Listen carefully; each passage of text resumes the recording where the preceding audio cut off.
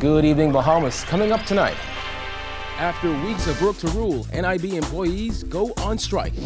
The lead defense attorney in the Shane Gibson case says investigators did a sloppy job. Plus, Thanksgiving for Abaconians.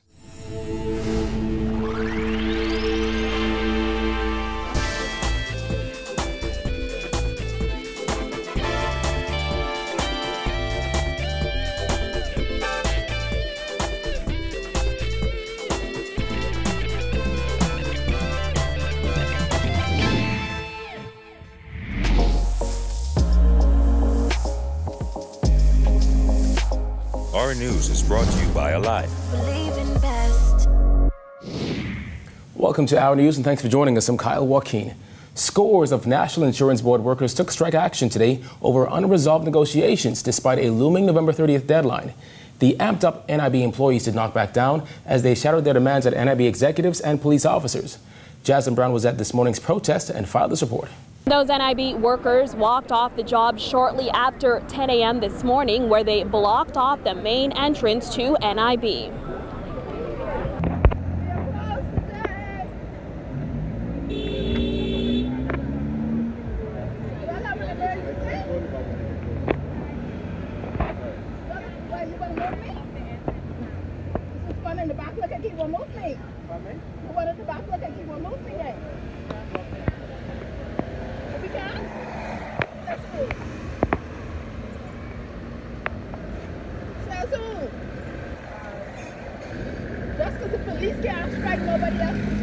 In addition to blocking off the front entrance and trying to stop even police from entering, those NIB employees marched in front of the Blue Hill Road headquarters, singing Solidarity Forever while making their demands. We are ready! We are ready!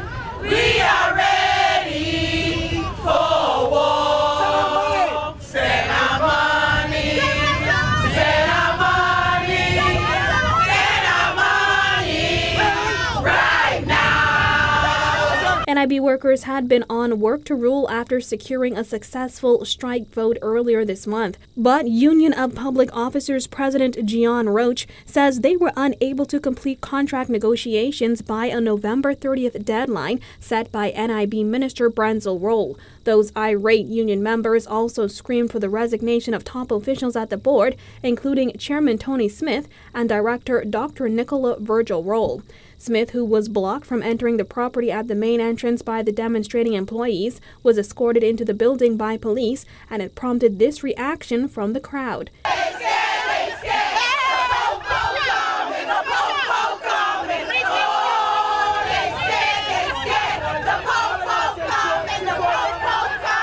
Meantime, Roach claims he has been unable to reach Minister of NIB and the Public Service Brenzel Roll. Our news team was also unsuccessful in our attempts to reach Roll. Roach says their actions will only escalate as the gloves are now off. We're not going to continue to offer our services to be mistreated. And I think that's what's gotten us to this point. The disrespect, the disregard, the dismissiveness, and we're just fed up. The union has accused management of trying to remove all salary increases for workers over the proposed 5-year agreement. NIB's board maintained in the past that the union is making unreasonable salary demands which could jeopardize negotiations, a claim the union denies. Attempts to reach NIB officials for comment were unsuccessful. As for how long the industrial action will last, Roach said the industrial action will continue until there is a resolution. Reporting for our news, I'm Jasmine Brown. The attorney who led the defense teams in the Shane Gibson and Frank Smith trial says investigators did a sloppy job. Queen's Counsel Keith Knight says now that both cases are done, he wonders how they even got so far. We spent hours and hours poring over all the statements, seeing that which had been done, which ought not to have been done. And then one had to ponder how one would be able to put this before the jury. The Queen's Counsel said the feat was not easy and they fought to the very end.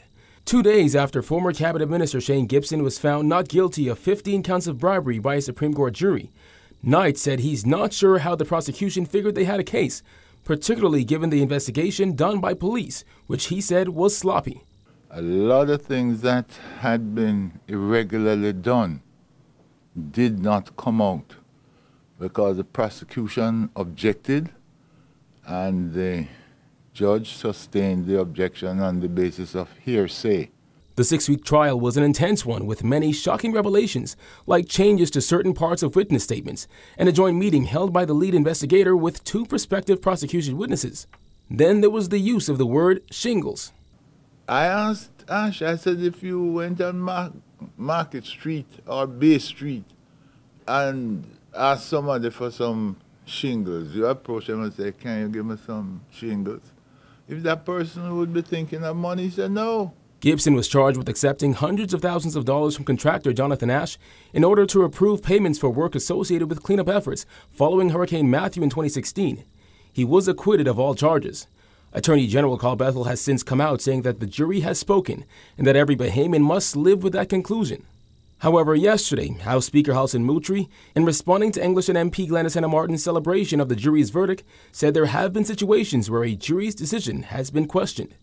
Knight today agreed, but said not in the way the Speaker believes. If there's a conviction, then the accused person has a right to appeal against the decision of the jury. But as I understand the Bahamian law, there is no right in the prosecution to appeal an acquittal. Abaconians looking to rebuild nearly 3 months after Hurricane Dorian, getting a little boost yesterday from a local funeral home. Jared Higgs was on the island and has more.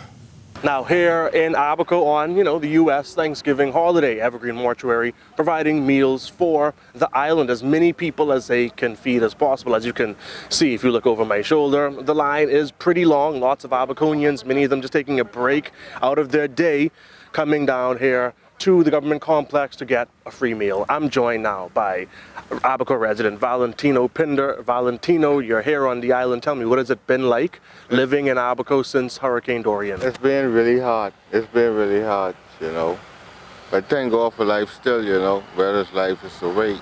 How are things? How has it been? Right now you have a free meal today. What are you doing in Abaco right now? I ain't really doing nothing right now because, like I say, jobs is hard to find.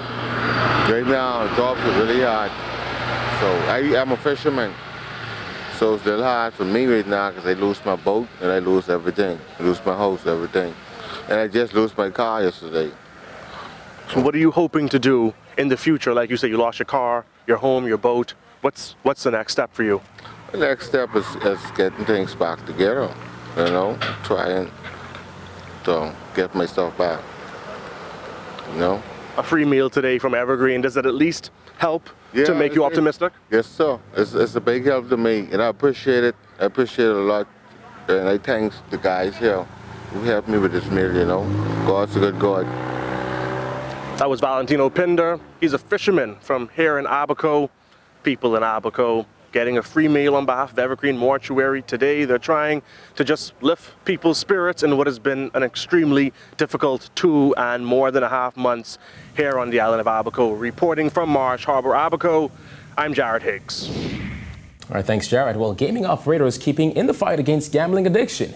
CEO of the Bahamas Gaming Operators Association, Gershon Major, said the association, through its Responsible Gaming and Addiction Prevention program, is hosting counseling sessions every Tuesday and private counseling sessions for families.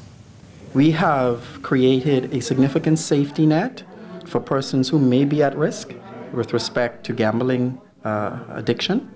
We have also created a preventative counseling and private, I would call it, professional clinicians intervention. We have partnered with the Renaissance Institute headed by Dr. David F. Allen, and we have partnered with the Discovery Clinic headed by Dr. Kirk Christie and others who provide services. Last year, the association donated $30,000 to cover the cost of training Sandilands rehabilitation staff to counsel gambling addicts. Over the past year, the association has hosted symposiums and conferences to help assist affected families. We started with our partner, Sandilands Rehabilitation Center. We extended our partnership with the Grand Bahama Health Services.